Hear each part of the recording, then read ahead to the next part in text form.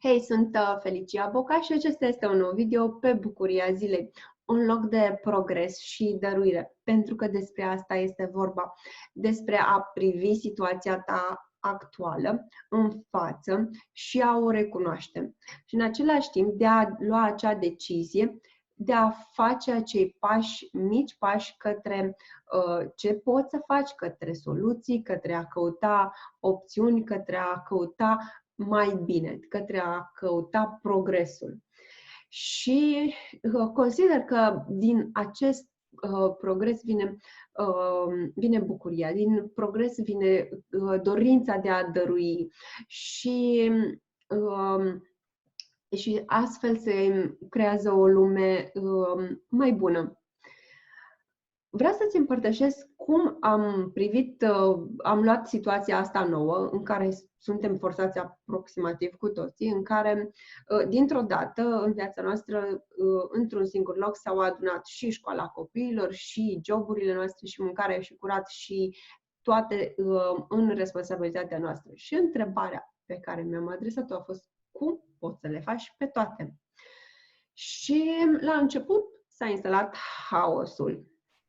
Adică nopți târziu pe Netflix, trezit foarte târziu, teme făcute sau nu, și în principiu nu părea că ne ducem niciunde. Când ne-am dat seama că într-adevăr situația o să dureze și nu știm când se termină, am zis ok, hai să vedem, ar trebui să facem ceva. Da? Vine ideea în care iei decizia, ok, hai să facem o schimbare, este un haos, lucrurile astea nu pot să, în stilul ăsta nu putem să funcționăm pe termen lung. Așa că, în primul rând,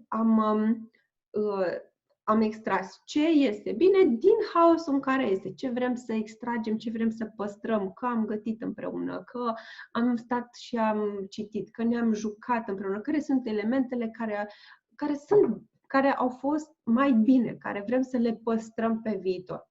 Din aceea a fost ce vrem să fie diferit. Cum ar arăta în situația actuală, indiferent care este, cum ar arăta într-un mod ideal? Cu ce am vrea să testăm și să vedem cum funcționează în realitate. Așa că am încercat să testăm și să ne dăm seama de niște variante. Prima decizie pe care am făcut-o a fost să dormim suficient. Pentru că lipsa de somn duce la lipsă de claritate, lipsă de gândire clară, irascibilitate și cumva era punctul central al haosului. Da? Nu prea se puteau face multe lucruri când ești obosit, când copiii sunt mai odihniți decât tine sau tot așa.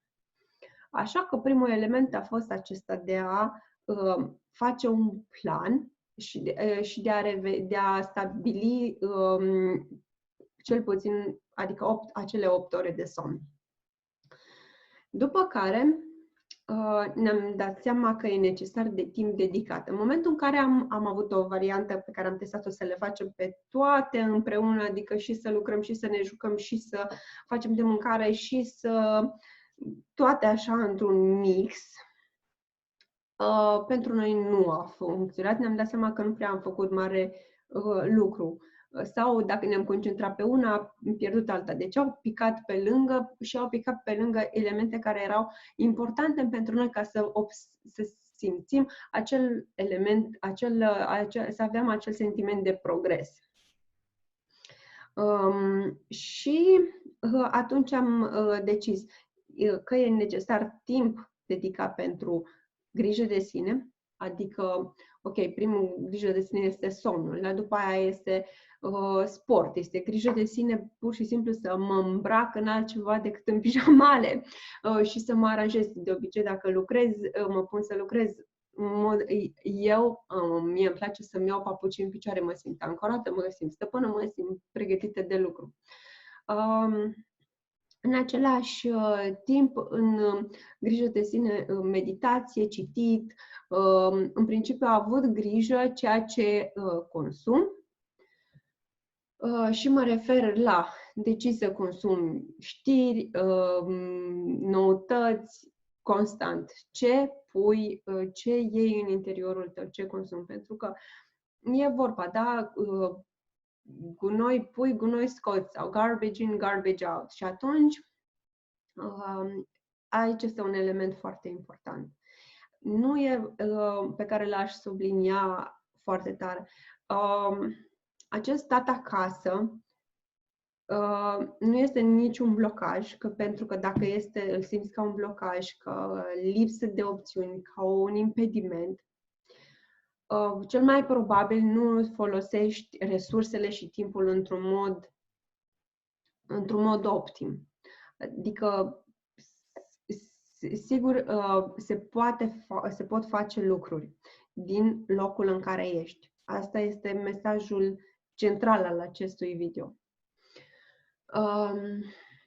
De asemenea, este o oportunitate de a învăța lucruri noi, este o oportunitate de a studia, de a dezvolta abilități, de a citi lucruri pe care nu le-ai citit și pe care te interesează, de a afla ce te interesează, de a-ți căuta sensul, drumul, menirea. Este așa o oportunitate. Nu este vorba despre a sta acasă, este vorba despre a privi în interiorul tău mai mult.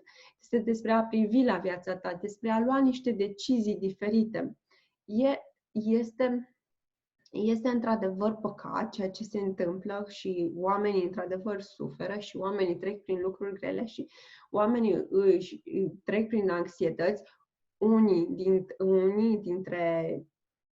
dintre noi trec prin asta și întrebarea este, într-adevăr, cum poți să-i ajuți, cum poți să contribui la ușurința asta, dar în același timp, pentru tine personal, este o oportunitate să privești în interiorul tău, să vezi, într-adevăr, să răspunzi la întrebarea cum poți să ajuți, cum poți să contribui, când ai contribuit, când ai simțit că ai adus valoare.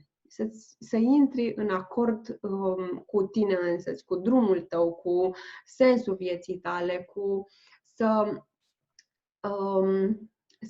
îți dai timpul acesta de introspecție. Și este păcat să doar stăm acasă și este păcat să doar așteptăm să treacă și este păcat să fie o pierdere. Este o oportunitate de a crește, este o oportunitate de evoluție. Și cel puțin cred că asta este ceea ce vrea să ne învețe.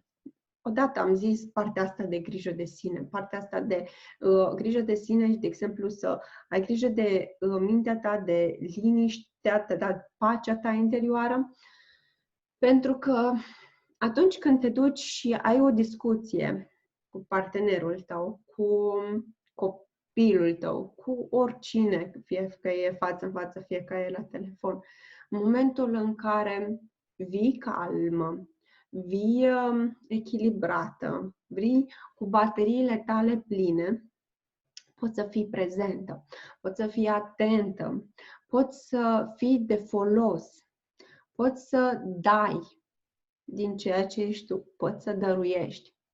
În momentul în care întâi ai putut să pui această limită și să-ți ceri de a avea grijă de tine și de a găsi soluții în direcția asta. Bun, după care este într-adevăr timpul dedicat pentru lucru, pentru că întreruperile nu duc la o gândire profundă. Deci, da, într-adevăr, dacă sunt anumite sarcini care sunt ușoare, care le poți face în 5-10 minute, atunci, ok, întreruperile adică poți să faci anumite sarcini, dar în același timp e necesar să te gândești că nu poți să fii 100% și să dai tot ce mai bun din tine într-o direcție când te împarți în 10 direcții.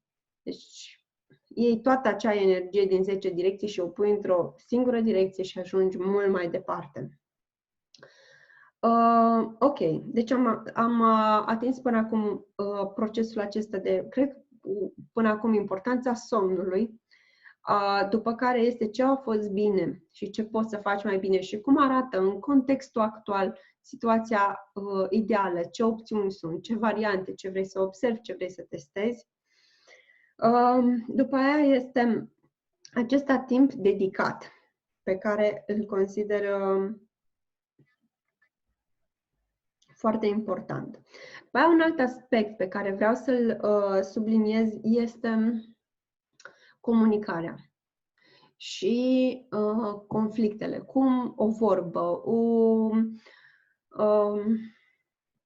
exprimarea agresivității, cum poate funcționa așa într-un spațiu delimitat așa ca o bombă pe care nu o poți scoate afară și care rămâne acolo tensiunea aia constantă zile în șir.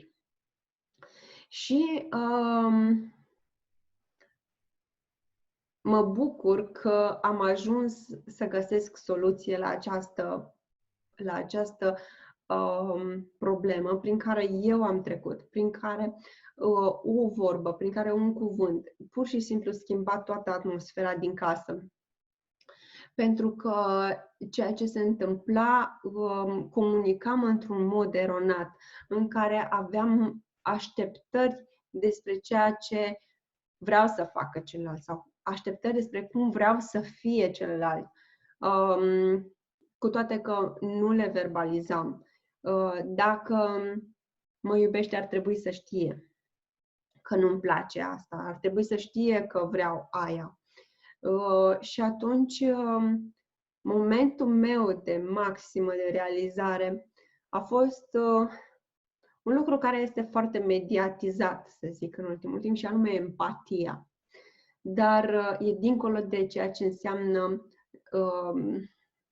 așa, sensul comun. Înseamnă de a face acel efort și de a vedea ochii și de a vedea lumea prin prisma celelalte persoane.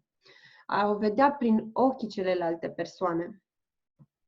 Și nu înseamnă să fii de acord, nu înseamnă să preiei ceea ce crede, nu înseamnă să o îmbrățișezi și să o înseamnă doar să faci acel efort și de a privi viața prin ochii acelei persoane, de a vedea cum se vede din poziția respectivă viața. Ok, și ce mi-a clarificat mai departe mie acest aspect a fost faptul că am înțeles că avem structuri de personalitate diferite, noi oamenii între noi. Și din acest motiv reacționăm diferit la elementele de stres. De exemplu, la situația curentă, da? Care este un element de stres exterior. Și unii pot să reacționeze sau la un element de stres creat în casă. Unii, cum ar fi, care eu am în baza structurii mele de personalitate, zona de empatică, adică de emoție, de nevoia aprecierii persoanei, de reacția mea este de a aștepta apreciere, de a plânge de milă dacă nu o primesc, de a mă victimiza. Da? Asta este modul în care, în mod normal, reacționam înainte, în care mi-era greu să-mi exprim